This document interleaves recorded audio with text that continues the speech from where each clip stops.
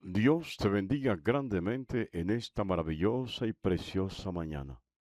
Que Él sea haciendo justicia a tu vida, sea librándote de todo peligro, de toda maldad. Que las tinieblas no tengan poder absoluto sobre ti ni sobre los tuyos. Que ni hechizo ni encantamiento, ni espiritismo, ni nada que provenga del enemigo pueda destruirte. Y que el manto de protección del Todopoderoso, bajo la sombra de sus alas, esté simplemente guardado y protegido. Dios te bendiga grandemente en esta maravillosa y preciosa mañana. Estamos en la carta del apóstol Pablo a los Colosenses. En el capítulo 2 vamos a leer a partir del versículo 13. La palabra de Dios dice así: Y a vosotros, estando muertos en pecados y en la incircuncisión de vuestra carne, os dio vida juntamente con él, perdonándoos todos los pecados, anulando el acta de los decretos que había contra nosotros, que nos era contraria, quitándola del medio y clavándola en la cruz, y despojando a los principados y a las potestades, los exhibió públicamente, triunfando sobre ellos en la cruz. Que Dios bendiga su santa y preciosa palabra en esta mañana maravillosa. Bueno, mis amados, aquí hay algo importante y relevante que usted y yo creo que sabemos y que aún más debemos comprenderlo plenamente. Y es que, de una u otra manera, Pablo le está diciendo a la iglesia, el cristiano no es cristiano porque realmente sea bueno. Bueno, voy a decirlo como se debe decir. Cuando llegamos a los pies de Cristo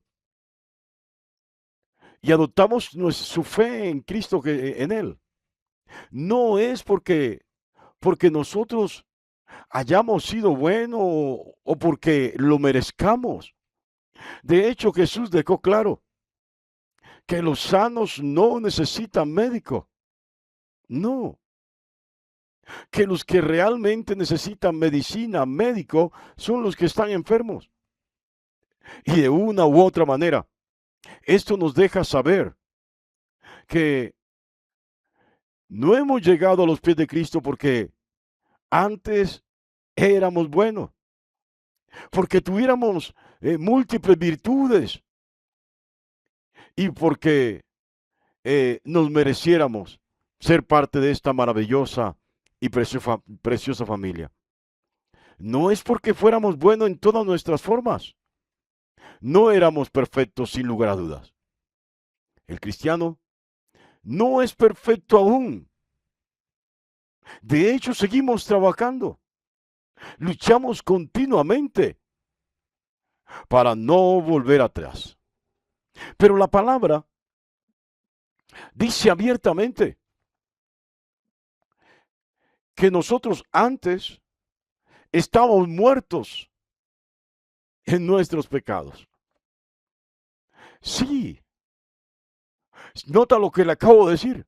No llegué a los pies de Cristo ni soy cristiano porque era bueno y porque soy bueno. Estoy primeramente en Cristo porque Él me dio la oportunidad de vivir una nueva vida y persevero en ella. Persevero en la fe en Cristo Jesús. Porque de no estar en esta fe, la maldad, el pecado que moraba en mí, a estas alturas habría evolucionado de tal manera que sería peor que lo que era antes. No sé si acaba de comprender esto, pero Pablo dice que estábamos muertos. Esto es que éramos dignos de condenación, que estábamos condenados. De la misma manera como la biología lo enseña.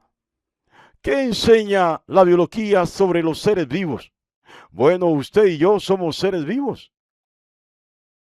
Y la biología enseña que los seres vivos nacemos, crecemos, y simplemente morimos. Óigalo bien.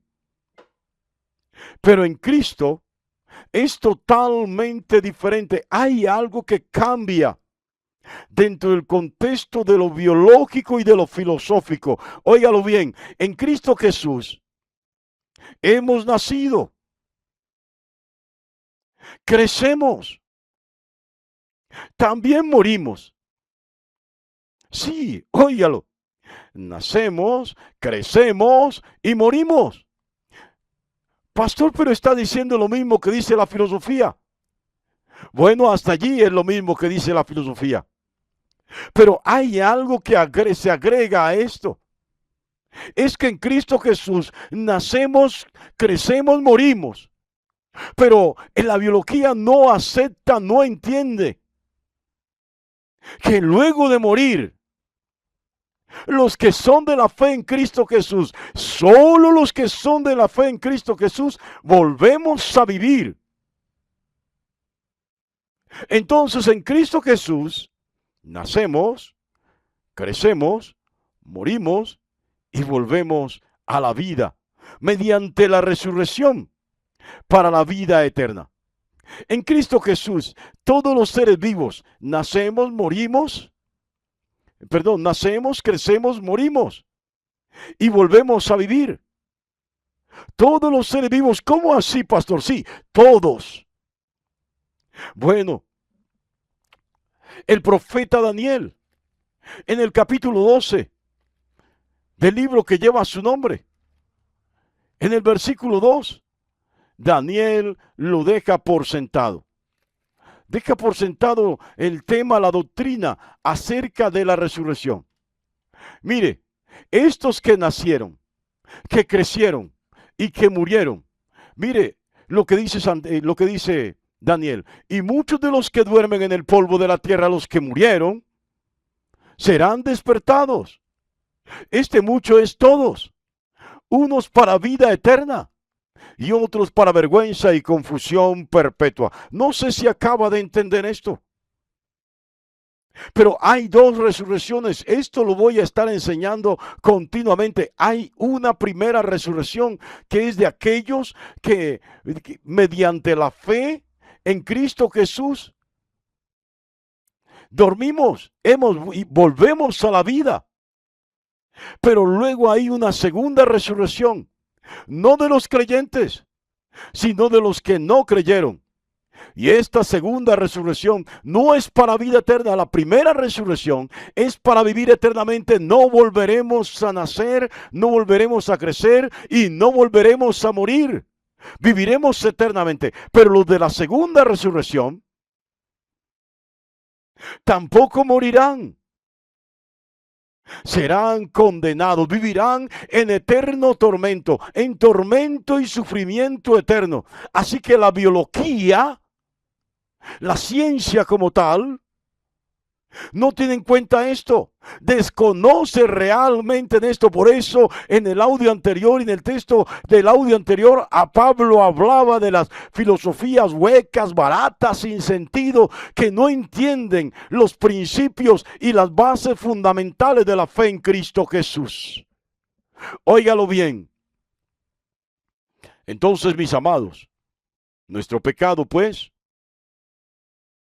nuestros pecados, es la palabra, nos llevaban a la muerte. Mas ahora, mediante esta fe simple y pura en Cristo Jesús, tenemos una nueva naturaleza, una nueva vida. Óigalo bien. Pablo ya lo había dicho en su carta a los romanos: por cuanto todos pecaron, todos son dignos de muerte. Por cuanto todos pecaron, todos están destituidos de la gloria de Dios. Es decir, todos están destinados al fuego eterno, todos están destinados al tormento, al sufrimiento eterno. Como lo dijo Jesús, allí será el rechinar y el crujir de dientes, todos. Pero mediante esta fe en Cristo Jesús, ya no estamos destituidos de la gloria de Dios. Ya no estamos condenados a un sufrimiento y tormento eterno. Cristo nos dio una nueva vida. Esta no es cualquier vida. Pablo habla de la exposición en el madero de la cruz. Óigalo bien. Cristo nos dio una nueva vida. Y esta es la vida de Él. Él venció la muerte y nos da su vida. De hecho, de manera particular, Pablo, como si fuera un doctor en leyes, lo presenta así. Hay un decreto, había un decreto, había una sentencia de muerte. Y en esa sentencia de muerte, en ese decreto de muerte, estaban escritos nuestros nombres. Sí, tu nombre, tú que me escuchas, tu nombre estaba escrito allí. Estaba escrito el nombre de tu familia, de tu casa, el mío y de los míos. Todo estaba escrito allí mucho antes de que tú y yo naciéramos. Había un decreto en nuestra contra. Había un decreto de muerte. Un decreto de condenación en contra de nosotros mucho antes de morir. Óyelo bien. Mucho antes de que tú y yo naciéramos, este decreto ya estaba. Como la biología lo indica. Nacidos para morir. Pero Jesús anuló el decreto clavándolo en el madero de la cruz. Sí, dice Pablo que ese decreto quedó clavado ahí, quedó anulado allí, quedó invalidado. Pero este decreto quedó invalidado para los de la fe, para los que caminan con Cristo. Óigalo bien. El enemigo sigue apelando. Sigue tratando de impugnar este decreto. Él trata de anular, de impugnar la obra de Cristo. Más exactamente, él sigue apelando a la obra de Cristo, la anulación de este decreto. Pero déjame decirle que ya la sentencia fue dada. El decreto fue anulado. Ahora solo tenemos que creer en Cristo Jesús, no dejarnos llenar la cabeza de estupideces y de cualquier cantidad de filosofías que tuercen la verdadera fe. Tenemos solamente que creer en Cristo Jesús. Todos los derechos legales que el enemigo reclamaba sobre nosotros quedaron anulados. El enemigo reclamaba derechos legales sobre ti, sobre mí, sobre tus hijos, sobre tus hijas, sobre tu esposo, sobre tu esposa, sobre toda tu familia. Pero esos derechos legales quedaron anulados. Por eso yo siempre enseño, alguien que ha sido bautizado, alguien que ha muerto mediante el bautismo en Cristo Jesús y ha salido de las aguas a una nueva vida en Cristo Jesús, es imposible que el enemigo lo posea. Es imposible que esté poseído. Yo no sé si acaba de entender esto. Pero cuando oigo que a alguien bautizado, meses o años después le sacaron un demonio, entonces yo entiendo que no es un acto de la obra de Cristo. Porque cuando alguien desciende en las aguas, todas las aguas bautismales, todas las impurezas espirituales y almáticas, todo lo que contaminaba su alma, todo lo que lo separaba de Dios, óigalo bien, se fue corriente abajo. Esta persona ha sido lavada, ha sido limpiada, como dice el apóstol Pablo. Ha sido santificada y nace a una nueva vida. Así que Cuando usted oye que a un cristiano que ha sido bautizado mediante la fe en Cristo Jesús, en el nombre del Padre, del Hijo, del Espíritu Santo, o como suelen los pentecostales, en el nombre de Jesús, a un bautizado es imposible que un demonio lo posea. Y cuando esto sucede, lo que quiere decir es que hay un acto de encantamiento, hay un acto de brujería impartido con alguien que dice ser apóstol, impartido con alguien que dice ser profeta, impartido con alguien que dice ser pastor, evangelista, lo que quiera decir, como quiera llamarse. Pero esa no es la obra de Cristo, la obra de Cristo ya fue hecha. El enemigo no puede venir a reclamar más derechos legales sobre ti ni sobre los tuyos. Tienes que entender esto y creerlo. Óyelo bien. Cuando pecas, cuando yo peco, el enemigo reclama derechos legales sin lugar a dudas. Pero inmediatamente dice la palabra que abogado tenemos para con el Padre, a Jesucristo hombre, perdón, a Jesucristo el justo.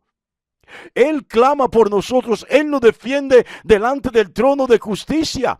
En Él está sentado sobre el trono de la gracia, pero el Padre está sentado sobre el trono de justicia y Jesús nos defiende. Y lo primero que Jesús, cuando el enemigo reclama derechos legales delante del Padre, que es justo, que tiene un cetro de equidad y de justicia, lo primero que Jesús muestra es su sangre. Ha muerto por mí, ha muerto por ti. Y todo lo que el enemigo reclama como su derecho, le es negado. Porque Jesús, con sangre, con su sangre, con ese precio tan alto, nos compró. Así que, mis amados, todos los derechos legales que el enemigo reclamaba sobre nosotros quedaron anulados. Los demonios no tienen poder sobre el creyente en Cristo Jesús.